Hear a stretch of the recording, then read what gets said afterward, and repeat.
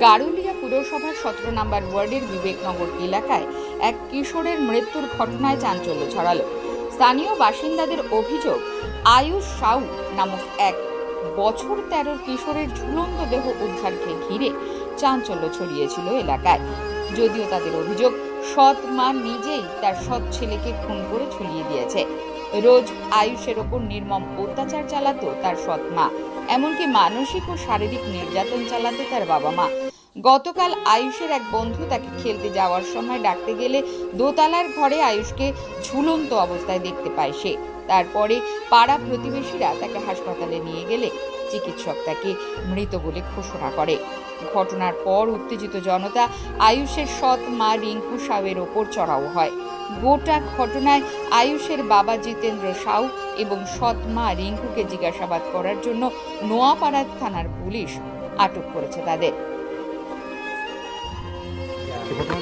ঘটনাটা এখানটায় একটা ওরই বাচ্চা আছে, মানে ওরই বন্ধু হঠাৎ, মানে এই ছেলেটা যেটা মারা গেছে সেই ছেলেটার বন্ধু হঠাৎ দৌড়ে এসছে, এসে ওকে খুঁজছে খেলার জন্য। যখন খেলতে পারছিল, মানে ও ওপরে যখন গেছে, ওর মা হয়তো বলেছে যে ওপরে আছে, ও ওপরে ঘরে গিয়ে দেখছে ও ঝুলছে। তো ঝোলাতে দৌড়ে এসে দেখেছে আমাদের এখানে পাড়ারই একটা ছেলে ছিল, তো ওকে এসে ও জিজ্ঞেস করেছে কি হয়েছে, তুই এরকম দৌড়ে এসেছিস? তো বলছে যে ও এরকম ঝুলছে ওর বন্ধুটা। তখন ও দৌড়ে গেছে, যাওয়াতে ওর মাকে তারপরে এসে ও রিপোর্ট নিচে এসে ওকে ডেকেছে ওর মাকে, যে তোমার ছেলে তো ওপরে ঝুলছে। তখন ওরা না দেখতে পেয়ে লাস্টে মানে কাপড়টাকে কেটে নাবিয়েছে। কিন্তু বাচ্চাটাকে প্রথমে মারা হয়েছে কেন, ওর এখানে সব জায়গায় কাটা ছিল ফার্স্ট। আর সেকেন্ড হচ্ছে খাটের ওপর পাখা আছে, সেইটা দূরত্ব কম আছে, সেইখানে ও না দিয়ে ও কী করে একটা তার পাশে লোহার মধ্যে অত বড় মোটা চাদরকে কেটে ঢুকিয়ে কী করে ওখানে গলায় দড়ি দিয়ে, এইটুকুনি 12 বছরের একটা বাচ্চার মাথায় বুদ্ধি এতটা যদিও আসে, বুদ্ধি ধরে এসছে যে আমি সুসাইড করব। ওর বাবা বলছে ওকে একটা থাপ্পড় মারা হয়েছে তাই সুসাইড করেছে। এতদিন যে ওর অত্যাচার হচ্ছে, এতদিন যে ওকে অত্যাচার করছিল, খেতে দিচ্ছিল না, মারধর করছিল, ওর ফ্যামিলি যেন ওর বাবা মা সবাই আছে এখানে। তো তখন তাহলে সুসাইড করতে অ্যাটেন্ড করতে সুসাইড, ও এতদিন সুসাইড অ্যাটেন্ড না করে আজকে একটা থাপ্পড়কে সুসাইড কি করে অ্যাটেন্ড করলো? এটা তো রিজন আছে না নিশ্চয়ই। ওখানে বাচ্চাটা টর্চার সহ্য করতে পারছিল না, না খেতে পারছিল না, কিছু করতে পারছিল, কারোর সাথে মিশলে চিল্লাতো, স্কুলে খেললে চিল্লাতো। আমরা মনে করছি এটা মার্ডার, এটা অবভিয়াসলি মার্ডার।